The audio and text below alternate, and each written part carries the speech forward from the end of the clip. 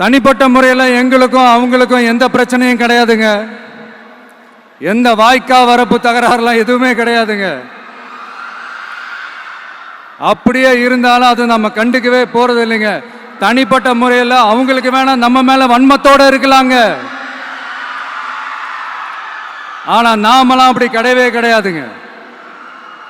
ஆனா உங்களை என்ன நம்ம எல்லாரையும் பொய் சொல்லி நம்ப வச்சு ஓட்டு போட வச்சு ஏமாத்தினாங்கல்ல,